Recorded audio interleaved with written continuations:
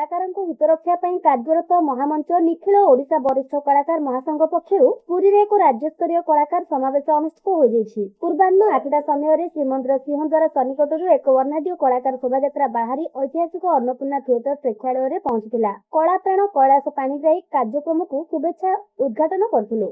ଏହି ଅବସରରେ ଗଞ୍ଜାମ ଜିଲ୍ଲା ଦୁଆନପଲ୍ଲୀସ୍ଥିତ ମା ମଙ୍ଗଳା ଓ କଳାପାଟ ନାଟ୍ୟ ସଂଘ ପ୍ରଯୋଜିତ ଲୋକନାଟକ ଲକ୍ଷ୍ମୀ ପୁରାଣ ମଞ୍ଚସ୍ଥ ହୋଇଥିଲା। ଗୁରୁ ବନୋଜ କୁମାର ସାହୁଙ୍କ ନିର୍ଦ୍ଦେଶନା ଏବଂ ପୂର୍ଣ୍ଣଚନ୍ଦ୍ର ସାହୁଙ୍କ ପରିଚାଳନାରେ ଉପସ୍ଥାପିତ ଏହି ନାଟକ ଦର୍ଶକମାନଙ୍କ ଭଲ ପ୍ରଶଂସା ଲାଭ କରିଥିଲା। ଦ୍ୱିତୀୟ ପର୍ଯ୍ୟାୟରେ ମହାସଂଘ ସଭାପତି ସୀମାନ୍ତ ନଟରାଜ ଡକ୍ଟର ତିରୁପତି ସାହୁଙ୍କ ଅଧ୍ୟକ୍ଷତାରେ ସାଂସ୍କୃତିକ ସଭା ଅନୁଷ୍ଠିତ ହୋଇଥିଲା। ନାଟ୍ୟକାର ସୁରେନ୍ଦ୍ର କୁମାର ଜେନା ଶୁଭେଚ୍ଛା ଉଦ୍ଘାଟନ କରିଥିବା ବେଳେ ଗୁରୁ ଗୌରବ ପ୍ରମୋଦ କୁମାର ଦାସ ମୁଖ୍ୟ ଅତିଥି ଭାବେ ଯୋଗ ଦେଇଥିଲେ।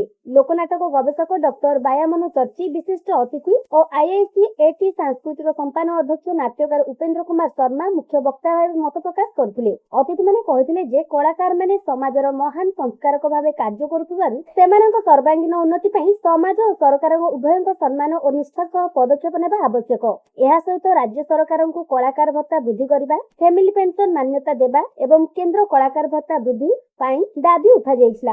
ମହାସଂଘ ପକ୍ଷରୁ ରାଜ୍ୟର ବିଭିନ୍ନ ଜିଲ୍ଲା ଓ ବିଛଣା ଅଞ୍ଚଳରୁ ଆସିଥିବା ଅନ୍ୟାନ୍ୟ 40 ଜଣ ପ୍ରତିଭାଶାଳୀ କଳାକାରଙ୍କୁ ସମ୍ବର୍ଦ୍ଧିତ କରାଯାଇଥିଲା। ମହେନ୍ଦ୍ର କୁମାର ସାହୁ, ପ୍ରଦୀପ କୁମାର ସାହୁ ଓ ସୂର୍ଯ୍ୟନାରାୟଣ ପାତ୍ର କାର୍ଯ୍ୟକ୍ରମରେ ସହଯୋଗ ପ୍ରଦାନ କରିଥିଲେ। ଏହି ଅବସରରେ ପୁରୀ ଜିଲ୍ଲା ବରିଷ୍ଠ କଳାକାର ସଂଘ ଗଠନ କରାଯାଇଥିଲା। ଅବନୀ କୁମାର ଦାସ, ବୃନ୍ଦାବନ ନାୟକ, ବିଭୂତିଭୂଷଣ ମହାନ୍ତି, ଚୈତନ୍ୟ ମହାପାତ୍ର, ମଙ୍ଗଳା ପ୍ରଧାନ ଓ ସତ୍ୟପ୍ରିୟ ପ୍ରଧାନ ପ୍ରମୁଖ କର୍ମକର୍ତ୍ତା ଭାବେ ଚୟନ ହୋଇଥିଲେ।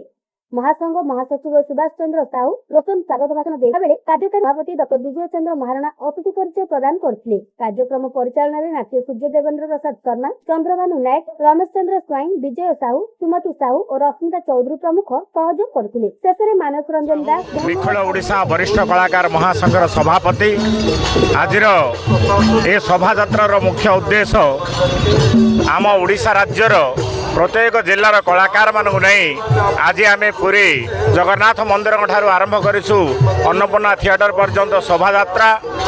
ଆଉ ପ୍ରତ୍ୟେକ କଳାକାରଙ୍କ ହିତ ଉଦ୍ଦେଶ୍ୟରେ ଆମର ନିଖିଳ ଓଡ଼ିଶା ବରିଷ୍ଠ କଳାକାର ମହାସଂଘ ଏହି ଶୋଭାଯାତ୍ରା କରି ଆମର ଅନ୍ନପୂର୍ଣ୍ଣା ଥିଏଟର ଠାରେ ଗୋଟେ ବୈଠକ ବସିବୁ, ଗୋଟେ ସଭା ହେବ, ସମିତି ହେବ। ପ୍ରତ୍ୟେକ ଜିଲ୍ଲାର 20-30 ଲୋକ ଲେଖାଏଁ ପ୍ରାୟ 400-500 ଖଣ୍ଡ ଲୋକ ଉପସ୍ଥିତ ହେବେ। କଳାକାରମାନଙ୍କ ହିତୈଷୀ ଉଦ୍ଦେଶ୍ୟରେ ଯେଉଁ କଳାକାରମାନେ ଆଜି ଲୋକକଳାରେ ପ୍ରତ୍ୟେକ ଗ୍ରାମ ପୁରପଲ୍ଲୀ ସହର ଅଞ୍ଚଳରେ ଲୋକକଳା ଲୋପ ପାଇଯାଉଛି, କଳାକାରମାନଙ୍କୁ କିଛି ସରକାରଙ୍କ ଦ୍ୱାରା କିଛି ସାହାଯ୍ୟ ସହଯୋଗ କିଛି ହେଉନି।